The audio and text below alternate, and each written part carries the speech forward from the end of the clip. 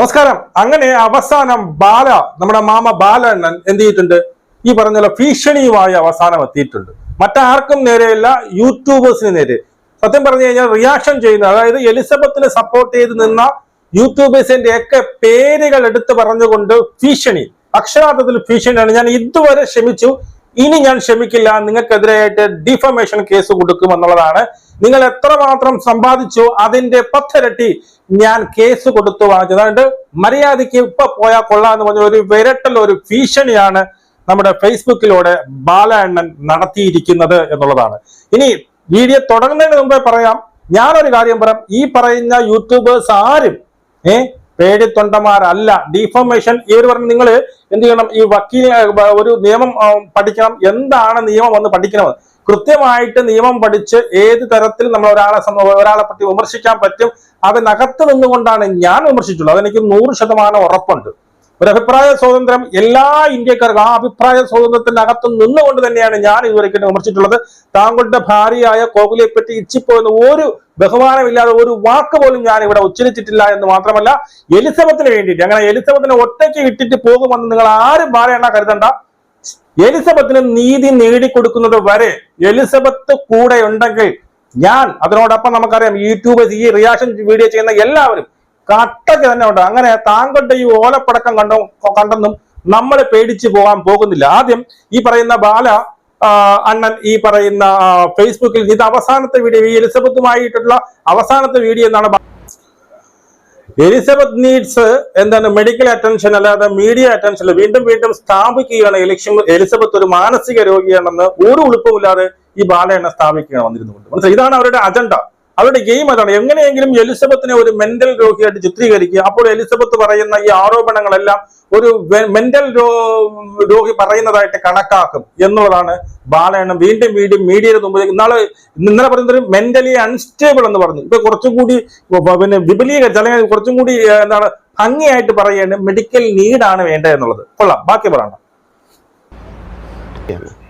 ഞാനും കോക്കിലാവും നന്നായിട്ട് ജീവിക്കട്ടെ.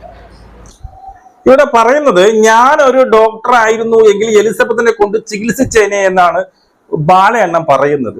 അതായത് അവരുടെ എലിസബത്തിന്റെ സഹോദരങ്ങൾ ഡോക്ടറാണല്ലോ, അവരെ കൊണ്ട് ഞാൻ സ്നേഹിച്ച പെണ്ണാണ്, എന്റെ പെണ്ണ്, താങ്കൾ സ്നേഹിച്ച പെണ്ണ്, ഇത്രയും കാലം താങ്കളുടെ കൂട്ടത്തെ ഭാര്യയായി ജീവിച്ച പെണ്ണ്, താങ്കൾക്ക് എന്തുകൊണ്ട് പോയി ചികിത്സിച്ചൂടാ? അതിന് അവർ കുടുംബക്കാർ പറഞ്ഞു, പെണ്ണ് വീട്ടുകാർ പറഞ്ഞു, താങ്കൾ ആത്മാർത്ഥമായി സ്നേഹിച്ച പെൺകുട്ടിയല്ലേ എലിസബത്ത്, താങ്കൾ ഇപ്പൊ പറഞ്ഞു വെച്ചത്, താങ്കൾ എന്തുകൊണ്ട് അവളെ കൊണ്ട് ചികിത്സിപ്പിച്ചില്ല? അതെന്താ ഇപ്പൊ മെന്റൽ എന്ന് അറിഞ്ഞപ്പോ, അല്ലെങ്കിൽ മെന്റലി അൺസ്റ്റേബിൾ അങ്ങ് ഇറക്കി വിട്ടോ, നീ കൊണ്ടുപോടി, നീ ഇന്ന് മറ്റുള്ള പോലെ ചികിത്സിക്കണം, തന്നെ ഇനി ചികിത്സിക്കാൻ വയ്യ, അതാണോ ബാലണ്ണ പറഞ്ഞു തന്നത്? ബാലണ്ണ എന്തിനാ അവരുടെ തലയിടുന്ന? താങ്കളാണ് നോക്കാനുള്ളത്.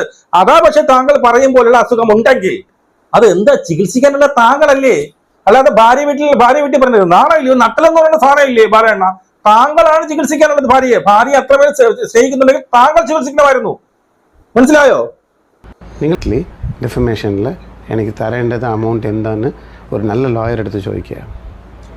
ഓക്കെ, യൂട്യൂബേഴ്സിനോടുള്ള ഭീഷണിയാണ് ഇനി പറയുന്നത്. ഡിഫോമേഷൻ വരും എന്നാണ് പറയുന്നത്. നിങ്ങൾ തെറി വിളിച്ചുകൊണ്ട് എന്നെയും എൻ്റെ 100% ഡിഫോമേഷൻ വരും. നിങ്ങൾ ഡിഫോമേഷൻ കൊടുത്തോ? അതായത് നിങ്ങളെയും നിങ്ങളുടെ ഭാര്യയും തെറി വിളിച്ചുകൊണ്ട്, ഇവിടെ നിങ്ങളെയും നിങ്ങളുടെ ഭാര്യയും തെറി വിളിച്ചുകൊണ്ട് ഏത് യൂട്യൂബറാണ് ഇട്ടത്? ബാലയെ തെറി വിളിച്ചുകൊണ്ട് ആരെങ്കിലും വിളിച്ചിട്ടുണ്ടെങ്കിൽ ഡിഫോമേഷന് കൊടുക്കൂ, ഒരു പ്രശ്നമില്ല. ബാലയുടെ നിലവിലെ ഭാര്യയായ കോഹ്ലിയൊക്കെ തെറി വിളിച്ചുകൊണ്ടോ അവരുടെ ബോഡി ഷെയിം ചെയ്തുകൊണ്ടോ ആരെങ്കിലും പറഞ്ഞിട്ടുണ്ടെങ്കിൽ ഡിഫോമേഷന് കൊടുക്കും. നിങ്ങൾക്ക് നിയമം അറിയില്ല, എനിക്ക് കൃത്യമായിട്ട് നിയമം അറിയാം.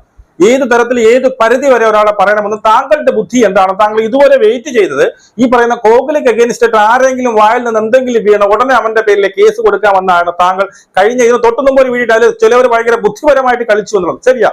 ബുദ്ധിപരമായിട്ട് തന്നെ ഒരു ഇന്ത്യൻ പൗരന്റെ മൗലിക അവകാശമായ അഭിപ്രായ സ്വാതന്ത്ര്യം, അത് മാത്രമേ ഉള്ളൂ. താങ്കളെയോ താങ്കളുടെ ഭാര്യയോ ഒരു വാക്കുകൊണ്ട് പോലും ചീത്തയോ ഒന്നും ഇവിടെ ഞാനും വിളിച്ചിട്ടില്ല, എന്റെ അറിവിൽ ആരും വിളിച്ചിട്ടുമില്ല. അങ്ങനെ ആരെങ്കിലും വിളിച്ചിട്ടുണ്ടെങ്കിൽ ധൈര്യമായിട്ട് ഡിഫമേഷൻ കൊടുത്തോളൂ. ഇനി കള്ളക്കേസ് കൊടുത്ത് ഡിഫമേഷൻ കൊടുത്താലും പിടിച്ച് തൂക്കിക്കൊല്ലുന്നില്ലല്ലോ, അത് നമ്മൾ അങ്ങ് ഏറ്റെടുത്തോളാം. ആ ഡിഫമേഷൻ നമ്മൾ ഒരു വക്കീലിനെ വെച്ച് വാദിച്ചോളാം. മനസ്സിലായോ? അത്രയേ ഉള്ളൂ ബാല. ഫേസ്ബുക്ക് വീഡിയോ തന്നെ ഉണ്ടല്ലോ പരമ്പരയായിട്ട്. ഇതിനൊക്കെ തുടക്കം കുറിച്ചത് ഈ പറയുന്ന എലിസബത്ത്. താങ്കൾ ഒരു തമിഴ് ചാനലിൽ കൊടുത്ത ഇന്റർവ്യൂവിൽ എലിസബത്ത് കൂടെ നിന്ന ഭാര്യ മനഃപൂർവ്വം എന്ത് മരുന്ന് മാറി തന്നു, അങ്ങനെയാണ് എനിക്ക് ഈ ലെവൽ വന്നു എന്ന് താങ്കൾ പറയും. അതിന്റെ താഴെ ഈ കസ്തൂരി എന്ന് പറയുന്ന താങ്കളുടെ തന്നെ ഫേക്ക് അക്കൗണ്ട് അല്ലെങ്കിൽ താങ്കളുടെ തന്നെ അഭികാംക്ഷിയായ ഒരുത്തി വന്നിട്ട് എന്ത് ചെയ്തു, നിരന്തരം ഈ പറയുന്ന എലിസബത്തിനെ ചേതോവധം ചെയ്യുകയും എലിസബത്തിനെതിരായിട്ടുള്ള പിന്നെ കമന്റുകൾ ഇടുകയും ചെയ്ത ഗത്യന്തമില്ലാതെയാണ് സത്യം പറഞ്ഞു കഴിഞ്ഞാൽ എലിസബത്ത് ആദ്യത്തെ പോസ്റ്റ് ഇടുന്നത്. അത് ബാലയെണ്ണം മറന്നു പോകരുത്. നോക്കാം.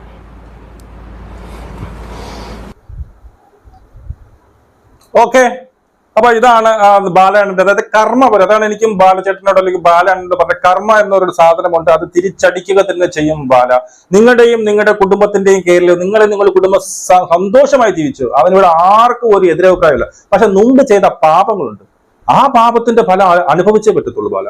ഞാൻ ഇത്ര പേരും ചെയ്തു, ഞാനിപ്പോ ഒരു ഈ പറയുന്ന ലിവർ പേഷ്യന്റ് ആണ്, ഞാൻ ഇപ്പോഴും എന്റെ ഭാര്യയുമായിട്ട് സന്തോഷത്തോടെ പോകും. നിങ്ങൾ ആരും ഇപ്പൊ മുമ്പ് ചെയ്ത പാപങ്ങളോ, താങ്കൾ ഈ പറയുന്ന എലിസബത്ത് പറയുന്ന ആരോപണങ്ങൾ ശരിയാണെങ്കിൽ, അവരുടെ കയ്യിൽ തെളിവുണ്ടെങ്കിൽ, ഇങ്ങനെയൊക്കെ എലിസബത്ത് മാത്രമല്ല പറഞ്ഞത്, മുമ്പുള്ള താങ്കളോട് കൂടിയിരുന്ന എല്ലാ ഭാര്യമാരും അങ്ങനെ തന്നെയാണ് പറഞ്ഞിരിക്കുന്നത്. മനസ്സിലായോ? ഈ പറയുന്ന അമൃത ഉൾപ്പെടെ തന്നെ പറഞ്ഞിട്ടുണ്ട്, എന്നെ പലപ്പോഴും അടിച്ച് വായിൽ നിന്ന് രക്തം വരെ ഞാൻ തുപ്പിയിട്ടുണ്ടെന്ന് അമൃത പറഞ്ഞിട്ടുണ്ട്. അപ്പൊ ഈ പറയുന്ന ഭാര്യമാരെല്ലാം ഒരേ സ്വരത്തിൽ പറയുന്ന താങ്കളുടെ മസിൽ പവർ കൊണ്ടും താങ്കളുടെ പണക്കൊഴുപ്പ് കൊണ്ടും എല്ലാവരെയും അടിച്ചമർത്താമെന്നും ഈ യൂട്യൂബേഴ്സിനെ എല്ലാവരെയും അങ്ങ് ഭീഷണിയുടെ മുന്നിൽ ഡിഫോമേഷൻ കൊടുത്തു എന്ന് പറഞ്ഞാൽ എല്ലാവരും അങ്ങ് പേടിച്ച് പിന്മാറുമെന്നും ബാലയെണ്ണം വിചാരിക്കേണ്ട. ഇത് തമിഴ്നാടല്ല, ഇത് പാണ്ഡ്യല്ല, ഇത് കേരളം. മനസ്സിലായോ? ഇവിടെ എന്താണ് നിയമമെന്ന്, ഇവിടെ 100% ലിറ്ററസി എന്ന് വെറുതെ അല്ല പറയുന്നത്, ഇവിടെ നിയമം എന്താണെന്ന് അറിയാം. അവിടെയുള്ള തമിഴന്മാരെടുത്ത്, വിദ്യാഭ്യാസം ഇല്ലാതെ കുറെ തമിഴന്മാരെടുത്ത് പറഞ്ഞു വരട്ടിയാൽ ചിലപ്പോൾ അവർ കളഞ്ഞിട്ട് പോയിരിക്കും. ഇവിടെ ഇന്ത്യ മഹാരാജ്യത്ത് കിടക്കുമ്പോൾ നമ്മുടെ അഭിപ്രായ സ്വാതന്ത്ര്യം എന്ന് പറയുന്ന സാധനമുണ്ട്. അതിനകത്ത് നിന്നുകൊണ്ടുള്ള അഭിപ്രായങ്ങൾ മാത്രമേ പറഞ്ഞുള്ളൂ. ഞാൻ ഒരിക്കൽ കൂടി പറയുന്നു, താങ്കളെ പറ്റിയോ താങ്കളുടെ നിലവിലെ ഭാര്യയെ പറ്റിയോ കമാന്നൊരു ഈ പറയുന്ന ഒരു ചീത്ത വാക്കുവോ എടി പോയി അങ്ങനെ ഒരു സംഭവമേ നമ്മൾ പറഞ്ഞിട്ടില്ല. ഇവിടെ നമ്മൾ പറഞ്ഞ നമ്മുടെ അഭിപ്രായമാണ്. ഒരു പെൺകുട്ടി ഈ പറയുന്ന താങ്കൾക്ക് അനുഭവിക്കേണ്ടി വന്ന ദുരന്തങ്ങൾ, ആ ദുരിതങ്ങൾ തന്റെ സ്വന്തം ഭർത്താവിൽ നിന്ന് അനുഭവിച്ച ദുരിതങ്ങൾ വന്ന് സോഷ്യൽ മീഡിയയിൽ എന്നെ ഹെൽപ്പ് ചെയ്യണമെന്ന് പറയുമ്പോൾ നമ്മളെ പോലുള്ള മനസാക്ഷിയുള്ളവർ എന്തായാലും അതിന് കൂട്ടു നിൽക്കുക തന്നെ ചെയ്യും. അവർക്ക് ഒരു നീതി വാങ്ങിച്ചു കൊടുക്കാൻ വേണ്ടിയിട്ട് ഏതറ്റം വരെ നമ്മൾ പോകും. വീണ്ടും പറയുന്നു, നിങ്ങളെയോ നിങ്ങളുടെ ഫാമിലിയോ നിങ്ങൾ മുമ്പ് ചെയ്ത പാപം, അതിന്റെ ഫലം നിങ്ങൾ അനുഭവിക്കുക തന്നെ വേണം. നമുക്ക് വീണ്ടും കാണാം. ജയ് ഹിന്ദ്.